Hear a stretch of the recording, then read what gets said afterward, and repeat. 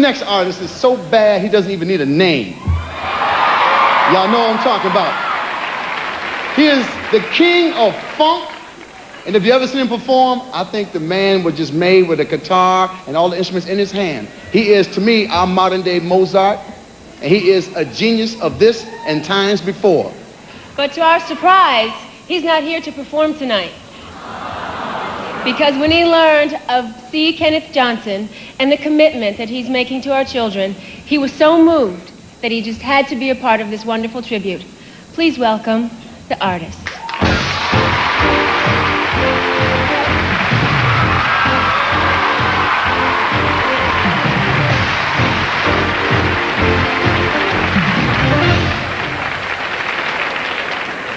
Too often we hear of young men who father children but neglect to be a father to them.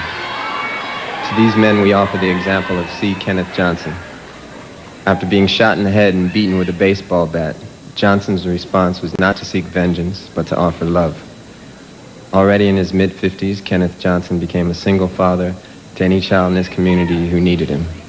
He wakes up every morning at 5:30, takes the dog out for a walk, fixes breakfast, wakes everyone up.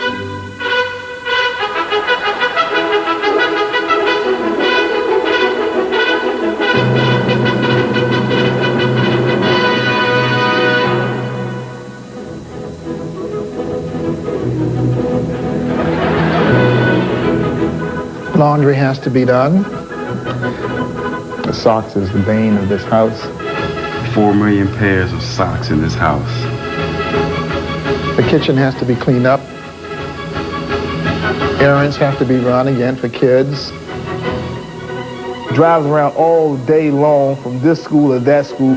Typical day in the life of C. Kenneth Johnson and his 8 adopted children, a family that has also included more than 100 foster children over the years. If Kenneth had his way, he would have every child that is homeless within this community in his home. Sometimes I've had kids for weeks, a week, month, over the summer. Rodney, Rakina, Danny, Donna, Nicole, Hache. 8 with my son Quinn. They were the permanent ones. Twice divorced, Kenneth Johnson was living and loving a single life in 1981 when he was shot in the head and beaten by 2 neighborhood youths who showed up at his door. He said, "Mr. Johnson, may I talk with you a minute?" So I opened the door, and when I opened the door is when I saw the gun and he shot me. I just felt that this was like a turning point in my life. It was time for me to make a change. Kenneth Johnson vowed to become more involved in his community. A conference in 1984 strengthened that resolve. The conference was entitled, "What Are We Going to Do to Help Our Black Kids?" And how many conferences have I ever been to that I've heard this? And our black kids are going down the tube because I figured, not going to do anything but talk. And so I decided at that point that I had to make a commitment. That commitment made a world of difference in the lives of many children. One of them, his adopted daughter, Rakina.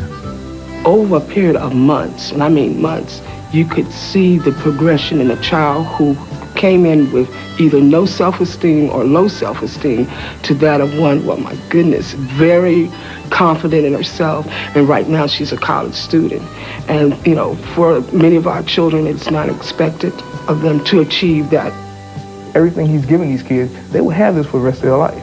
They always have tennis skills, reading skills, computer skills, things that he insisted that they have.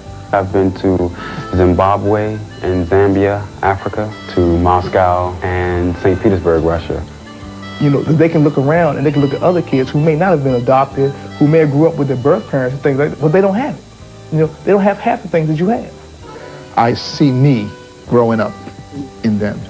I see me having some of the things that I wanted to be or wanted to do as a child that I could not do. And I see them doing it, and it makes me feel very happy and gratified. It gives me life.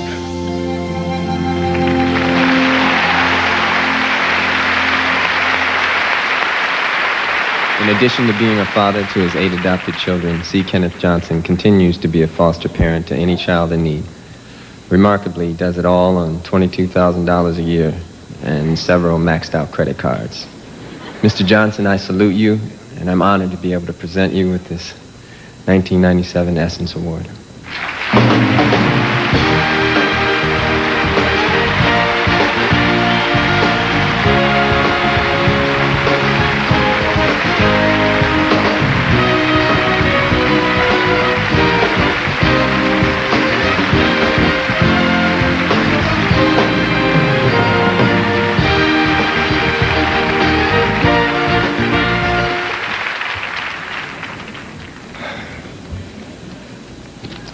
Well, I promised the children that I would not do two things. I would not cry, and I'm not going to tell a joke. Okay. First, I have to say, to God be all the glory. For it is He that has made me and not me myself.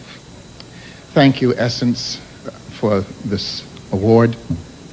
Thank you for even considering that my life was worth an award.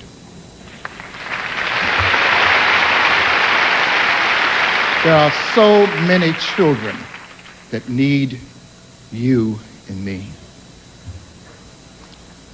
I'm 68 years old. I will take as many children as I can continue to take until I cannot do it anymore, and then I will find somebody else who will take some too. But I do it because God has made it possible for me to do it. He's knocked me down, kicked me in the butt, and said, now get up and do the right thing. So I'm saying to you, get up off your seats and do something. Don't talk. Do it. Thank you.